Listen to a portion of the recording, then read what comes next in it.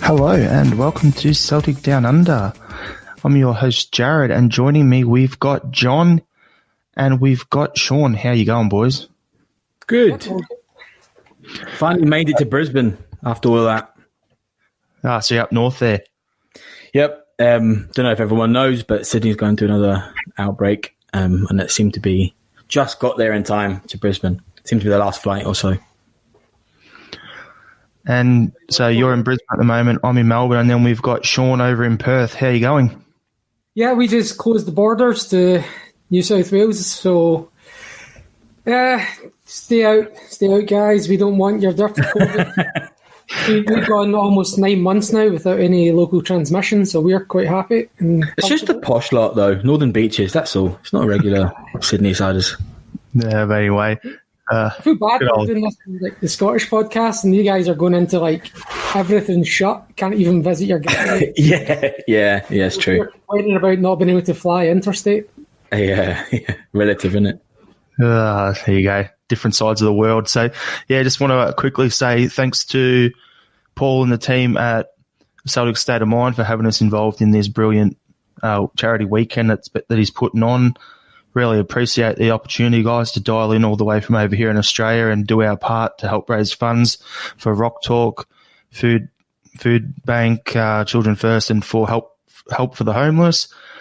Yeah, it's a bit different, us voices and having a camera going. So normally it's just recording everything. So it's a bit of a different vibe for us guys at the moment. So hope we don't tidy your room, make sure it's all good. Gotta go hide that stuff in the background. You know how it is. Yeah. Hope there's nothing sus back there. But yeah, we're looking forward to this. Looking forward to the game later on. It's stupid o'clock our time. What time's the game for you, Sean, over in Perth? Yeah, it's not too bad. 10:15. So if it doesn't go to penalties, I should get to bed about 12:30 after a little celebration. But I'm in school holidays, so it doesn't really matter. Yeah. There you go. So yeah, over here on the East Coast where I am, it's like, what's that mean? 1:15 or something in the morning. So good fun. Looking forward to it. Hope the quadruple treble happens. And my opinion, we'll discuss a bit later, but I'm kind of looking forward to getting the game done, and then we move it into focusing just purely on this season now, nothing carrying over from last season. Don't know how you boys feel about that. Yeah. Sorry, go on. To be totally honest, definitely. Yeah, should be good games. Trivia that I've teed up for you guys as well. That I don't know if Paul John tracks in the YouTube comments if people want to join in or not, but a couple of questions. Do you want me to kick you off?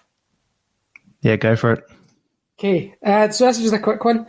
How many times does Celtic's name appear on the Scottish Cup? Oh, I'm going to say 45. Yeah, I'd say about 30-something. I haven't looked at it, so I know I'm miles off. Once. Yeah. Right, okay. And it's just the dates after? Yeah, got ya. There's only like the first 19 winners that are on the Cup, then the rest are on the multiple bases that they stack up on. Okay. And it's an honour that will not be shared by any team called Rangers who do not feature on the Cup. Tribute act. Never will feature on the Cup. Yeah. That's a good one. There you go. It's a good one to start off with. I'm sure we'll do some more of that later on. So if anyone with when Sean gives us some trivia or whatever during it, get your answers in the comments, and yeah, if anyone gets it right, we'll figure it all out. But no, there's no Craig Moore in this Monty in the comments. Like, definitely not. He's filth, so we'll rule that one out. But yeah, you're getting some nice comments there, John, with the Bumblebee top. So just noticed all of that. So it's always up to a good start. What we'll do is we'll just jump into our general overview of the Scottish Cup final. I'm sure a lot of people would be hearing, the 12 hours yesterday, and then today everyone's going to be saying the same sort of thing here and there. So, yeah, it's going to be probably more of the same, but we'll say our part anyway. So what I want to know from you boys, John, what do you think the starting lineup will be for the game? Well, I think what's very likely is is going to be at right back. I think that's probably. I don't think it's a bad thing. I think maybe when it's happened before, we've all panicked a little bit there, but from recent times, he seems to do a good job there. So I think is going to be at right back. I think probably Julian and Duffy, to be fair. Laxalt for sure, because the guy's on fire. I would not be upset if Taylor played there either. I think he's been doing great for us as well. So that'll be my back line. I think Barkas is in goal. I think that's probably just a given. I think it's going to be pretty straightforward from there. I think you're going to have McGregor, Brown. I think you're going to have Christie, El Yunusi, probably Rogic, maybe Turnbull, and Edward. I think we're going to revert back to the trusted Lennon sort of stuff. And what do you reckon, Sean? Yeah, I agree with most of what you're saying there, but I've got a feeling Lennon's going to do his thing where he tries to fit people into the team. Frimpong as a winger or something, you know what I mean? I think or Duffy and Julian are stick on. I think you're probably right about Barkas, although I would personally rather have Hazard. And me too. The only one that I'm not sure about is Taylor or Laxalt. I don't know. To be honest, Taylor was pretty poor against Kilmarnock, but he was good against Leo. So midfield, this is what I'm thinking. Sorrow has to start. But I hope so. He'll probably start Brown as well. So he'll probably start Sorrow and Brown. And I've got a horrible feeling he's going to stick McGregor in the number 10 and then stick Turnbull out on the left wing and Christie on the right wing. Yeah. God, I hope not. Yeah, that did not bring me joy. That did not sound good. Yeah, well, for me, I'm thinking who you got up front? Edward. He said Edward. that. Yeah. Yeah. And for me, I'm thinking we'll have, I hope we have Hazard in goal, but he'll probably go back to Barkas. What I'm thinking is then we'll have, like what you said, John, we'll have Ira at right back, then we'll have Duffy and Julian in the middle. At left, I'm the same. If we went with Laxalt, happy days. If he goes with Taylor, no big deal. Not at all worried or anything about that. So, that'll be okay. Macaroon, what time is it down the lads? So it's coming up on 9:15 p.m. at night. So there's your answer. In the midfield, we're going to have, I'm hoping we go Sorrow, McGregor and Turnbull. I have this feeling Lenny will revert to type, do his usual thing, and he'll have Bruni in the middle. I wouldn't complain. It's one of my all-time favourites behind Paul McStay. So, would not complain at all if Bruni was out there. But, I'd rather him come on for the last 20 minutes if he wants to do that sort of thing. So, we've got that in the midfield. Out wide, if you went Taylor at left back, I actually wouldn't mind Laxalt playing on left wing instead of Moy, because I think Moy's has been pretty average lately.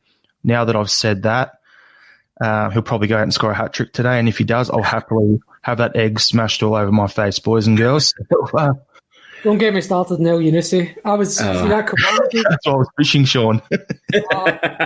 Every time. Like, a few minutes in, I was like, does he just give the ball away every time he touches it? And I started counting, and when I got to double figures for lost possessions in the first half, I was like, our group chat on the game's on. We've got our group chat to everyone, and all of a sudden I'm like the countdown till Sean's first Alanusi comment.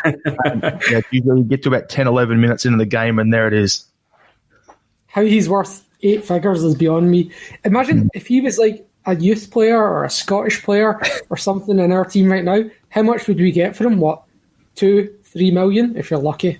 Do you want to know? That's harsh. You want to know something? I was watching last night a replay of a game that was on during the week. It was Preston North End versus someone, because with talk of like Alex Neil being linked with a job and that sort of stuff, and then there's that centre back down there that they've got that we're being linked with a pre-contract as well. I thought, I'm going to check these guys out. I forgot Scott Sinclair was there. Yeah. And I love Sinclair at the club. I thought it was sad that he left. And for me, I'm thinking I would rather have Sinclair than Alanusi 99 times out of 100. At least it was our similar wages. But I mean, Sinclair was dropping in form, when he left. Like he never really lived up to that first season hype. But I mean, we're all forgetting we've also got Johnson just coming back. Could he start? He could do. Wouldn't surprise me. I'll finish off my starting lineups outright. We'll probably have Christie, but I'd rather Frimpong. And if he's fit, that is. And then, Edouard up front as well. But you were saying what were you saying, John, just then? Oh, I was just saying, like, the spanner in the works, that quintessential Lennon thing that he likes to do for cup games, he might stick Johnson on. Because he's only just come back, right? What did he play for, like, 15 minutes, 20 minutes, something? So, yeah. And I've been looking forward to it. I think Johnson's a great player. So he could come in and score a goal or two. I mean, even that game you were complaining about, Sean, with El Yunusi, he still scored in the game. Do you know what I mean? He broke the... Come on, you giving him... Look, I mean, and if anything, it could have been Duffy. Who knows? It was a bit of a fluke. Yeah. But take it. You take it. What, Moyes' goal? I go back a week as well, where he flicks the ball onto the back post and it goes in. Like, anyone could have done that. So, I don't know. I'm not 100% behind him. I'm kind of more in the Sean camp than your camp there, John. I like him. I think he's got talent, but yeah. The thing that bothers me is when he's playing and Rogic is playing, you struggle to tell who's who. And as an Australian, I find that annoying. Yeah. Do you mean just similar position, similar build, similar way they run? Yeah, right. I've also got a similar haircut, so Yeah. I mean, one thing that Johnson does that's great is he always has a pop. In fact, the Moy goal recently, that's kind of like the stuff that Johnson's really good at. So I do hope, either El Yunusi starts taking that lead or Johnson starts playing. Who knows? Yep. So then the next question, boys, is we've had a few comments on it already. One of you have mentioned it. Sorrow or Bruni? I know we mentioned it when we all went through our lineups. Seen quite a few comments coming through as well, where everyone's saying, the DJ of choice has said, I'd go Sorrow at the start, Bruni in the second half. I agree with you 100%. That's what I would do if I was in the chair, but I'm just the armchair expert all the way over here in Australia. I'm not, I just play FIFA, Football Manager, talk absolute bollocks on a podcast about Celtic. So, got nothing on. But what do you reckon, John? Well, I mean, this is like the difference between what you want and what I think is going to happen. I want Sorrow to start, and that hurts, obviously, because Brown's an absolute legend. But Brown's going to start. It's not even a debate. He will start. Whether he should, come off and maybe give Sorrow 60 minutes or 30 minutes, whatever it is, Lennon will start Brown for sure. That will happen. The only reason that would be so he can get out there and just smash around with Naismith a bit, but soften him up a bit. But go on, Sean. Leadership, just pure. Even if all he does is a few tackles, he'll be so unbelievably up for it. He'll be screaming his head off if we aren't playing well, and that's what we need in this game. Honestly, I'd rather bring Brown off the bench because I've had massive worries about him this season, and they go back to, I don't know if you remember the Livingston game where we won 3-2 at home. Mm-hmm. They missed a sitter in the last minute, and it was Brown and McGregor just watching each other, letting the midfielder run off, and that was for me the first really alarm bells ringing. And then everyone's like, get him out of the team, and he dropped for, was it St Johnson? Came off the bench last 20 minutes and turned the game. So we have evidence that he doesn't have the legs for 90 minutes, that he's not going to be able to play every single game, and we also have evidence that he can be an impact sub.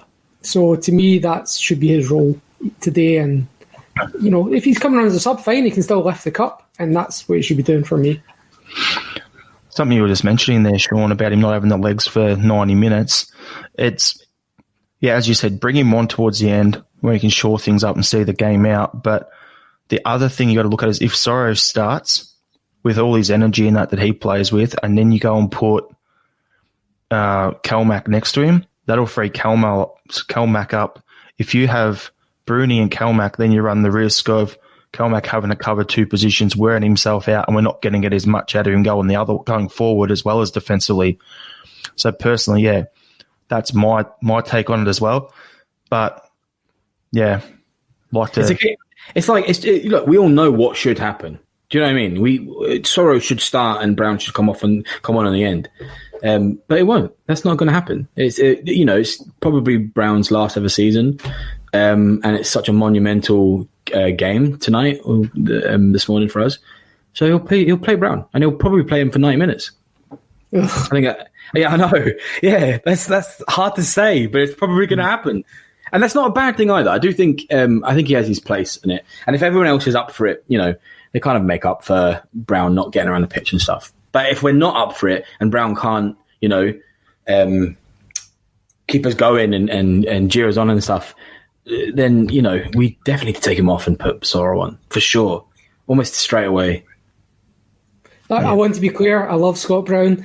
And if he gets a trophy, a statue outside Celtic Park doing the Bruni. I also love winning trophies, and I think we have a better chance if he's not starting.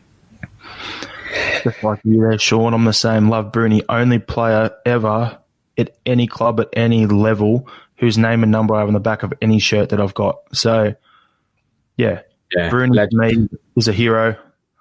I want the best for him, but I don't want him to, be put on the pitch and made to look second rate. He's going to score a goal now, isn't he? Yeah, he's going to score a hat-trick. Alanusi a hat-trick. Bruni will come on and score one or two. We'll end up... Everything else goes on. Eddie, big game player, will end up winning like 14-0. There you go. No chance that score will happen, but if it does, bookies, book me up. Yeah. The Sportsbet app in Australia has got a glitch in it, so I managed to put on a double bet with Celtic to win 2-1 and also double up with Celtic to lift the trophy. Very nice multi. Lovely. All right. Yeah. So next question for you is, Craig Gordon, playing for Hearts. Do you think he'll be a deciding factor in the game one way or the other? We'll go to you, Sean. What's your take? Very, very probably. Possibly.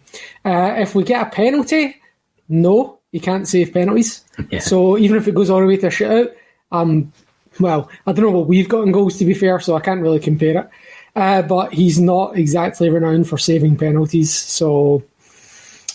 Not worried in that regard, but he can pull off some ridiculous saves. So I feel like we're going to have to create double-figure, clear chances to get a couple of goals. What about you, John? Do I think it's going to be a deciding factor? Probably, yeah. I think he'll be. I think as far as the factor of Gordon goes is they won't hemorrhage as many goals as they probably could if he wasn't there. But look, I don't think he's going to change it for Hearts. I don't think Hearts are going to win because they've got Gordon. I mean, there's a reason why we never gave him a contract extension. Do you know what I mean? He wasn't. He was great for us. He was fantastic. And peak Gordon, I would take over any of the keepers that we have just now, 100%. But there's a reason why he's not at Celtic anymore. Do you know what I mean? And it wasn't just because Forster wasn't, was probably going to come back. He wasn't playing well when we had him. That's why Bain was bought. That's why do you know what I mean? So, it might not be 4-5-0, it might be 2-0. That's probably the deciding factor, or the factor. I'm going to go off on a little tangent here. You got Gordon in goals, and then you have Christoph Berra, and you have him in front, and then I don't know whether he's going to play in the midfield or whatever, but you got Andy Halliday as well in front of him. There's some turnstiles right there. So going through. So if you can pick their midfield and their centre back pairing apart based on those two weak links. So for me, I don't think he'll play such a great contribution to the game. I think he may get his usual 2 or 3 saves that he shouldn't realistically get a hand to, but he always managed to do. But, yeah, the only thing that I really remember and liked about Gordon was that celebration when Rogic had that goal in Invincible Treble. Yeah. That was That's great. that picture, to me, is immortalised. But, yeah, it wouldn't have mattered who was in goal that season. So, yeah, I'm not a massive Craig Gordon fan either. But I can't really compare him to what we've got in goals at the moment because who knows? Yep, that's it. Would you take Gordon now? Yep. Over who? Over which option? All of them. Any of them, yeah. Yeah. Yeah, Definitely. I would, for sure. I wouldn't Bain, 100%. It's not a long-term solution. I actually, Yeah. yeah. I still think Barkas is a long-term thing for us. I still think there's a player there. Like, you wouldn't have scouted him for 2 years for him to be absolute rubbish. And Connor Hazard is the future, in my opinion. Yeah, for sure. You can It's like his mini, you know. Yeah, Hazard's our future goalie, for sure. You just can't. The problem I have with Barkas is, look, he might be great in a few years, but how long can you give How long can you give a Celtic player a chance to come good? There's a very limited window. Took Wanyama a year, took Van Dijk a year, took Edward a year and a half. It does. It's just worse when you're a goalkeeper, that's all. Because only one you can be on the pitch at a time, so it stands out more. So especially when there's no reserve games going on at the moment as well. So it's not like you can go there and play and get into a rhythm as well. Good point. Yep. Yeah. I mean, I'd still put Hazard in before Barkas, but yep. For today, yeah. So I said my score prediction 14-0 before, but realistically, I'll be happy if we were to win at all. But yeah, I reckon I'll be probably 3-1 for us. Oh, all right, that's what I was going to say. Sorry, John, I didn't mean to steal your thunder. I have to think something else. Who are your goal scorers then? I think Edward, he's due a goal. He's definitely due a goal. Maybe Christie, I'd say as well. Probably also due a goal. Probably up for it as well. Cup game, he tends to be quite good. Yeah. And then, I don't know, if we're going to go for a third goal, I'll probably say Aya or somebody like that. It'd be like a header or Duffy. There you go. Duffy, Christie and Edward. That'd be the From 3 goals. From corner has to be. Yeah, it has to be. Or a Griff, but who knows. What about you, Sean? Yeah, my money's literally on 2-1, so I'm sticking with that. I think Edward will probably get them both. Oh, yeah, all right. Yeah, He's due it. Just because of what I said earlier, Alanusi hat-trick. Yeah, okay. Stick that on. But realistically, it'll be, Edward would score. I reckon Turnbull will score. And, I was going to say Duffy or Julian off a corner. Yep. One of them will absolutely murder Halliday off a corner. Fingers crossed. Yeah. All right. So we'll bounce around the room for the 3 of us and just discuss a previous Scottish Cup final that we've all watched that stands out to us and why. So I'll start off because I mentioned it earlier already. Invincible treble season. Tom Rogic with that scoring that goal in the rain against Aberdeen. Amazing. Being at the Celtic Supporters Club here in Melbourne, Australia, with the boys down there at the Jockstein Supporters Club, it was what a night. There was like 200 of us in a room. Beer showers happened. There was a guy in front wearing a Rogic shirt. And let's say he walked out. I think he stumbled out of there because he didn't have to buy a drink the rest of the night. What a moment, especially being an Australian born and bred guy, just have the Aussie guy score that goal. Unbelievable. Go to you, Sean. What's Scottish Cup final that stands out to you? Yeah, 1995 for me. That was the first time I was old enough to watch Celtic win a trophy live. I still remember 1994 was the first cup final I watched when we lost to Raith Rovers. That was the day where I ruined one of my white T-shirts and my green felt tip pen on the same day, making myself a hoop jersey. And then the next year we got to the final, and it was the first time we'd won a trophy in, was it since 88, 7 years, something like that. Van Hooijdonk scored the winner after 9 minutes. But it wasn't just the fact that we'd gone so long without a trophy, it was just the whole... Yeah, like back then there was a whole event, you know what I mean? Like you started watching the coverage at 9 a.m. and you sat there until 3 p.m. kickoff and then enjoyed the game. And they had all these features on like all the players and everything. Great day. Yeah, I really enjoyed that. I actually made a scrapbook, everything. I was just, what age would I have been? 8, 9, something like that, 8 or 9. And yeah, definitely the most memorable for me. Definitely not the best, but in terms of enjoying the football, but I think because it's my first, you know, and yeah, I went to some of the games and the lead up to it as well, so it was really good, really enjoyable, memorable day for me. And you, John? I'd say probably the most memorable would have been also the 2-1 Invincible win. Was one of the only cup finals cup finals game I've ever been to live. My uncle got us tickets through his work. I've still got the lanyard. Absolutely phenomenal. I was bricking it because it was 1-1 for so long, and then that last minute goal from Rogic was incredible. But I also really remember I think it was the season after the Scottish Cup final with Motherwell. Again, it was, do you know what? It was just me and my dad. We were in Greece, and the bartender and the hotel owner just gave us the whole restaurant, the TV and everything. Just said, you guys watch the game. It's important to you. It was just me and my dad, and we just we watched the game. It was brilliant. And, I don't know if you remember that McGregor goal, and we're all cheering, and people in the hotel was like, oh, what's going on? And coming over, and, see, it's Celtic. Oh, right, okay, yeah. So I think that was just a really, good moment and a memorable moment. Just me and my old man, just watching Celtic stuff Motherwell. It's always good when you watch a game with your old dad. Yeah, I did the same with the double treble when we beat Motherwell. I just literally just landed from Qatar into Edinburgh and just jumped out to the nearest pub to watch Incham and McGregor ping in a couple of long range efforts with my dad and my fiance at the time. Great day as well. Yeah. Good goals that day as well. Mm-hmm.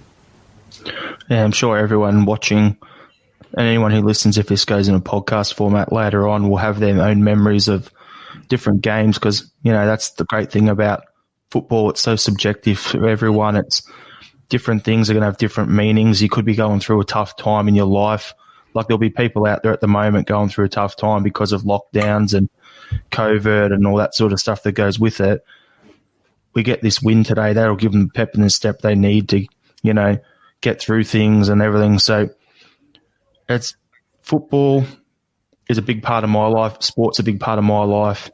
I know it'll be the same for each of you guys. So yeah, everyone will have their own thing there. So would love to see in the comments some of your favourite memories of what games, anyone watching out there. Also, if you've got any questions or anything you want us to answer about leading up to the game, put them in the comments and we'll do our best to get to them as well. Yep. I think, Jared, at some point you can cover... There was a question earlier, so it might be good for you to tell the guys about how you started supporting Celtic on VHS with a 2-week delay on watching the game. Oh, was that in there? Because So for me over here, it was... Yeah, it would have been back in... I've been born into it, but started going to supporters clubs back in mid-1990s, so wasn't much fun back then with the results going our way. But yeah, we had a few supporters who were over here, and they had family back over in Scotland. So what they'd do is they'd record all the games, mail them over to us. So it'd take a couple of weeks to get here in the mail. By the time we get it, the games are all like 4 or 5 weeks old.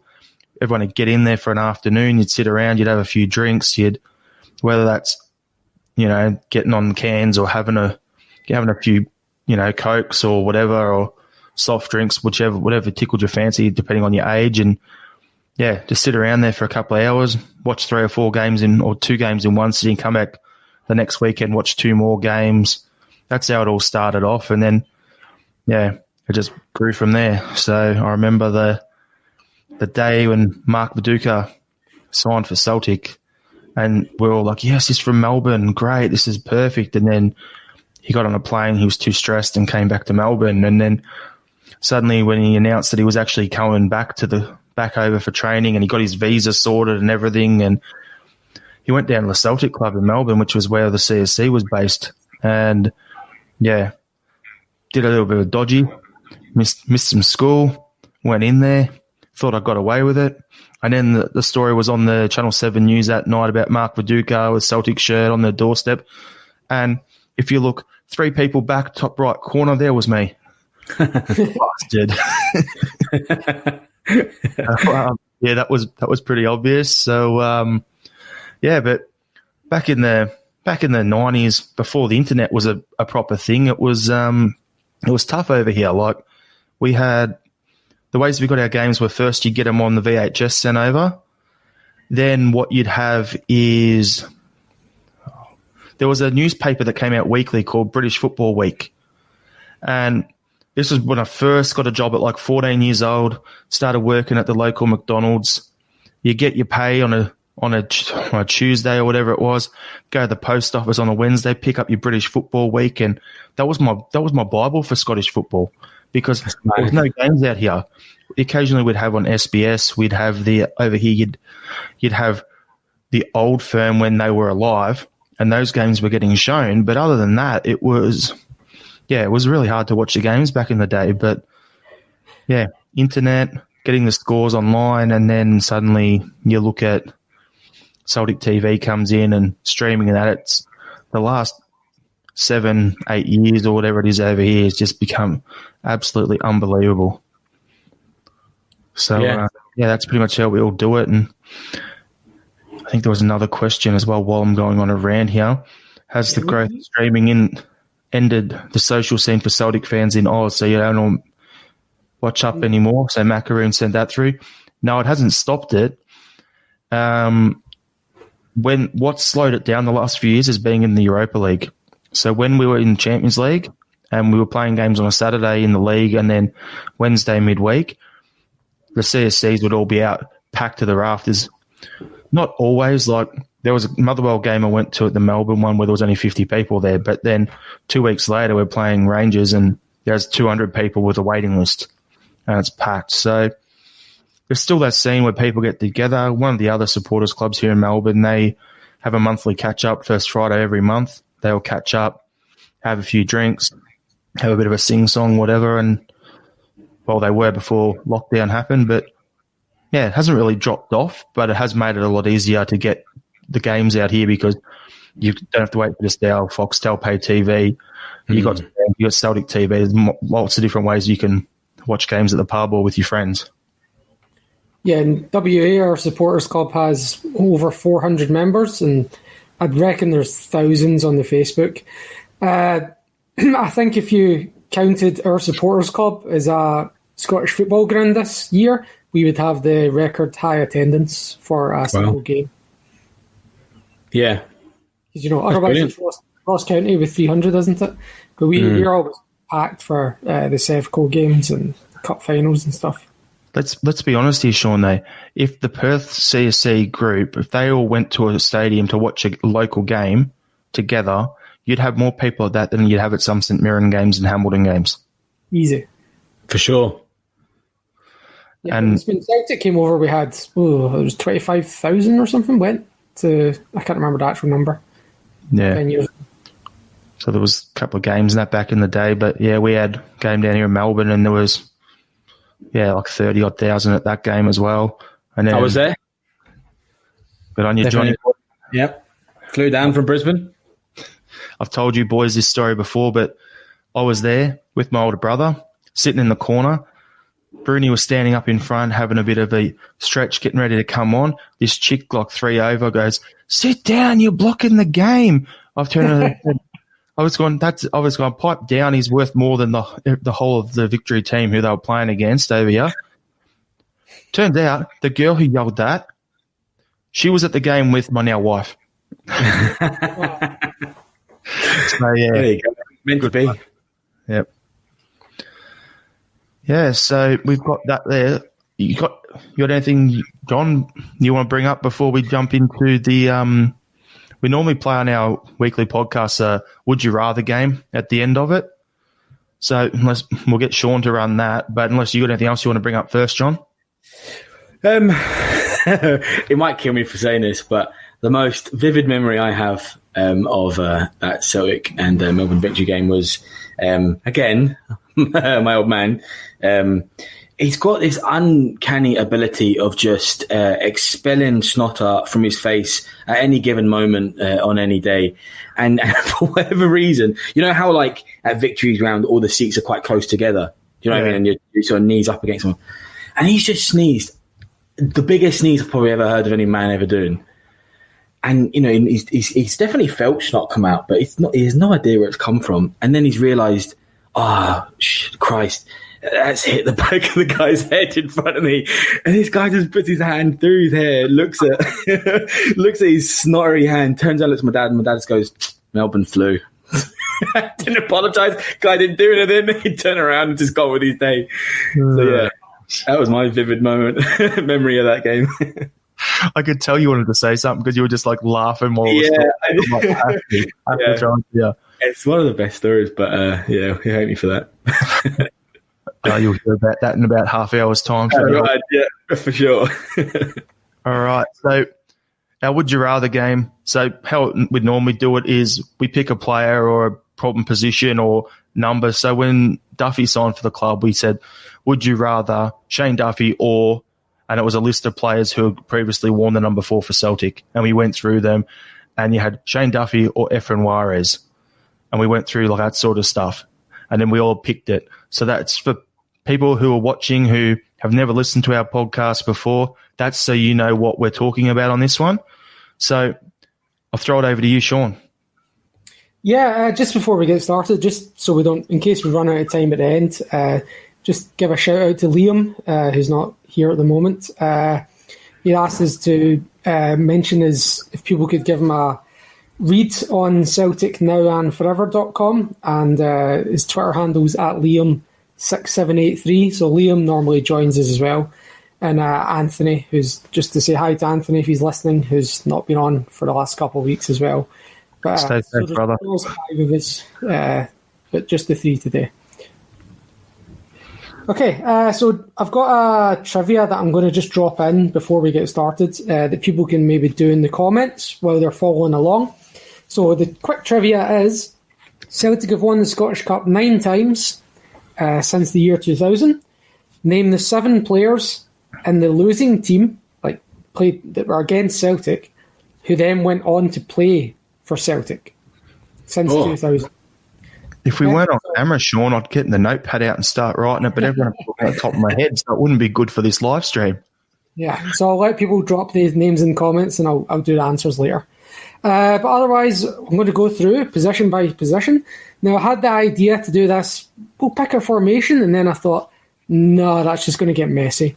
So what I did was I just divided it into the different positions. And if you do the right number for each position, you're going to end up with about 13 players on the pitch. But instead of getting bogged down in formations, we'll just go with the best player for each position, or 2 if it's centre. Mm-hmm. Okay, so just to be clear, this is a Would You Rather from the last 4 treble-winning teams and today's team. Mm-hmm. So that's 5 teams to choose from. Does that make sense? So I've deliberately omitted the Lisbon Lions because that's not fair. Yep. So it's only from 2000. So it's 2001, 2017, 2018, 2019, and the current squad. Okay. Yep. So in goals, who would you have out of Rab Douglas, Jonathan Gould, Craig Gordon, Doris De Vries, Vasilis Barkas, Scott Bain, or Connor Hazard? Note that Fraser Foster did not feature. Mm-hmm. I'll let you go first, John, on these. I struggled with this one because obviously Douglas was a great keeper, but and that was really the keeper of when I was young and watching Celtic. But I would probably say we're talking peak, performance. Yeah, contemporaneous with the day that they won the treble. So where they were. Yeah. Oh, maybe you could argue the same. I would go Gordon then, for sure. I think that would be my preference. The scary thing is how bad I bagged him out earlier. Yet I have to agree with you, John. Yep, I know. It's weird, isn't it? It's not a lot of options. It's funny because that cup final is the denouement of the treble, the last game, the big one. That's it. You've won the treble, and that is the standard of goalkeepers. Craig Gordon is the cream of the crop. I know. Mental. Yeah, wow. So we all agreed. Yeah. It's his third treble if he's in the squad today. I still would go Gordon. Trophy no matter what. He gets a winners or losers no matter what today. Fraser Foster's not had one, and Scott Bain will be on his third. God. Mental. No justice. No justice. Nah. Okay, so we're all saying Craig Gordon. Yep. Okay, right back was a bit more complicated because in 2001 we were playing a back three, but I've just made some assumptions. Mm-hmm. Okay, so we've got the choice of McNamara, Didier Gat, Michael Lustig, Christian Gamboa, Jeremy Toljan, Frimpong, Ayer, or El Hamid.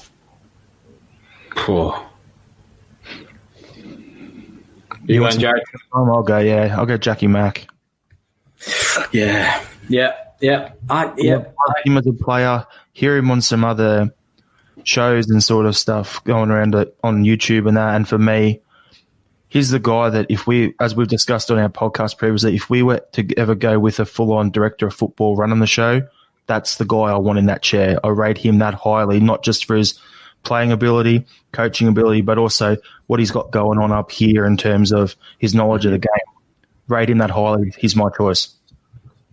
It's a tough call. Gat was brilliant. Lustig was brilliant, but yeah, I agree.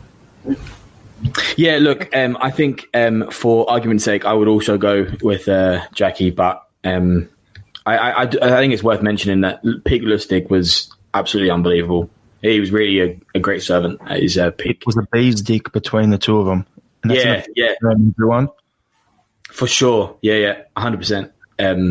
What are you going with? Yeah, McNamara. Yeah.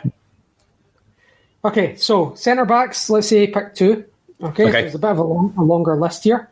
So starting in 2001, we've got Johan Mjällby, Ramon Vega, Yusuf Haran, Alan Stubbs, Jozo Simonovic, Dedrick Boyata, Eric Sviatchenko, Christopher Ayer, Filip Benkovic, and then today's selections of Julian, Duffy, or Beaton. It's quite a list. It is quite a list. There's some good players there. I'm going to feel bad leaving people out. Yep. Yeah. It's funny. You go goalkeepers, and it was hard to even pick one. And you go this position, and you're like, there's legit like 4 or 5 I could pick. Which is mental because defence for Celtic is not exactly our strongest suit, is it? No. So there you go. We've had some good players. This one, John? Yeah, go on. Right. I think for me, I instantly wanted to put Mjällby in, right? So I think that was almost an easy one. So I'm going to put Mjällby in. For me, I think it was between Benkovic and Ayer from like recent years. And I think I'm probably going to say Benkovic. Benkovic? He didn't even start. He was on the bench. But are we talking like him overall or in the cup games? Well, in that year, so it's overall. Exactly, in that year. So overall, Benkovic, I think, is probably still a better defender than Ayer. Not to say that Ayer's a bad player. I think he's got his moments, though. I mean this in the most loving way, John. You prick. You stole my answer. See, there you go. Yeah, great mind. I'll go Sviatchenko. Always thought we should never have sold him. I was a big fan of him. Him. Right. Wow. Benkovic. That's my two. I'm going to be a bit different. I'm going to say Ramon Vega and Chris Julian. Oh, right. Brilliant player, and I was gutted we only had him for 6 months. And I think Chris Julian is a threat at both ends and a really great committed defender. And I think a lot of the other names we've mentioned are bomb scares, to be honest. Yeah, that's very true. So defense as well. Get away from Jozo and Boyata, didn't we? I couldn't bring myself to ever pick Boyata after all of that. No way. The only good thing he did was he grew out some awesome dreads towards the end. That was about it. Yeah. That was his contribution. Snake. Yep. Okay, so left back is a shorter list, interestingly. So we've got 2001 on the bench, Tom Boyd, the only choice. Then 2017 and 2018 was Kieran Tierney. 2019, the left back was Johnny Hayes because Tierney was injured. Then this year we've got Laxalt or Taylor. So Boyd, Tierney, Hayes, Laxalt, Taylor. Should be easy. Go on, John. It is easy. It's Tierney, obviously. Celtic through and through. That is the boy. It's 100% Tierney every single day. I'd go Tierney, but only reason is because he was in multiple games in this list. Otherwise, it would be. Otherwise, Who'd you go with? What? Who'd you go with? Tierney. Yeah, good. Sorry, I spoke over you. That's right. Yeah, Tierney as well. Yeah. Yeah, good. Tom Boyd, but 2001, come on. Yeah. Get the brushes out. He got the sweep. He got the hat trick. It's all done. Yes.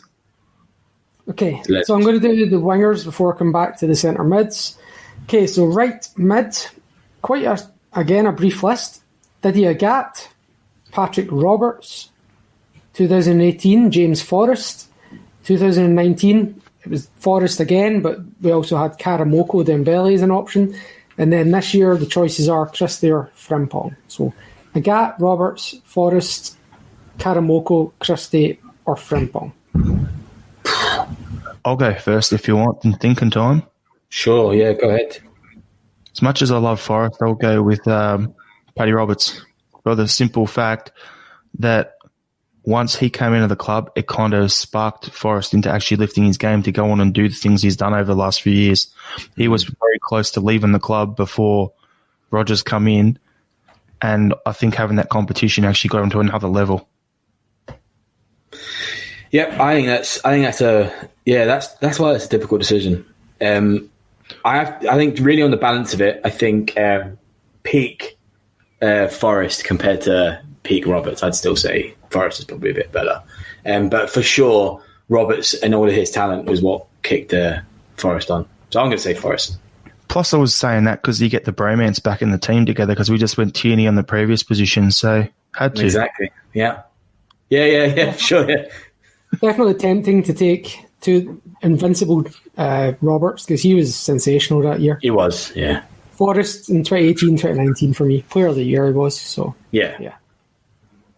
Hard decision though. Both brilliant players.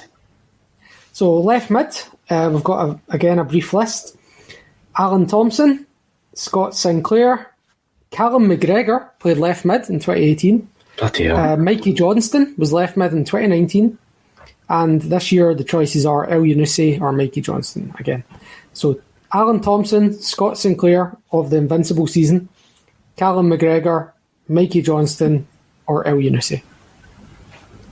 Scott Sinclair. That's it. Every day. Yeah. Of the Invincible season, 100%. Yeah. Of the Invincible season, it's Scott Sinclair. That was just a joy to watch that man in that season. Unbelievable. Unplayable. Agreed. Okay, so centre mids. Brown and McGregor feature a lot here, so I'm not going to read them every time. Okay, so starting in 2001, we've got Lennon, Lambert. Then jump to 2017, we've got McGregor, Brown, Beaton. Then the next year, add in Cham and Kouassi. Then in 2019, there's nobody new. In 2020, the only new name would be Sorrow. So that's Lennon, Lambert, McGregor, Brown, Beaton, and Cham, Kouassi, and Sorrow. 2 of those. Yeah, I know. I had to think about this for a while, to be honest. I think I went with what I would love to watch, and that's Brown and Lennon in the middle. Because they'd have no shin bones left if that happened. They'll just chew teams up and spit them out. That's what I wanted to see, so I'm going to go with them. But I mean, it's hard to choose. It's good players there. I knew you'd go that way, so I'm going to throw it out and go with Lambert and Kelmack. Yeah. Oh, you stole my answer. See, that actually, to be honest, I think is probably the better pairing. But That would balance, but that'd give you more balance in the midfield. yeah, The reason I like those two is because they're both attacking midfielders that can play centre mid. yeah, One will hold, one will release in a similar way that I know this is a Celtic related thing, but a lot of good mate is a crazy Man United fan, and you used to see back in the day Nicky Butt'd hold Paul Scholes would go forward or vice versa. So it's a sort of setup. Yeah, but wouldn't you just love to see two baldy, absolutely mental cases in the middle of the pitch? Come on. Yeah, Oh, look, it'd be amazing, especially John. but you know. yeah. Anyway, yeah, you're all good. Okay, next up was the number 10 position. So there was not too many names here. So we had Moravcik, Stuart Armstrong, Tom Rogic. They both featured a few times, and then up to now, where the name you would add in is Turnbull. So Moravcik, Armstrong, Rogic, or Turnbull. One from those four, if you need to think about it. I'll just jump in first, just because I'm 100% born and bred Australian. If I don't say Tom Rogic, I will get disowned, first of all. And second of all, my in-laws will then belt me because here's an Australian of Serb background and my wife's family Serb. So shout out to them. Tom Rogic all the way. That's my political answer. You have to say that, though. Yeah. You lose your citizenship if you don't, right? I'm going to say Moravcik. I think that's probably a given, right? That's the best there. That's actually who I wanted to say. Yeah. Unbelievable for us. So, yeah, I'm going to go for Moravcik. Yeah, I'm tempted to say Rogic because Moravcik only played 20 minutes of that cup final. All right, there you go. And because Rogic has been in the last four, so, you know. And he scored, one of the most, I don't know, in recent times, memorable goals. Go down in folklore, so, yeah. But if I was looking at it in cup finals in isolation, I would say Rogic. Yeah. I think that's pretty fair. Spot on.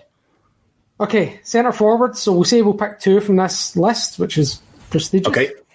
Okay, so we've got Henrik Larsson, Chris Sutton, Tommy Johnson, Lee Griffiths, Moussa Dembele. Then the next year, those two again.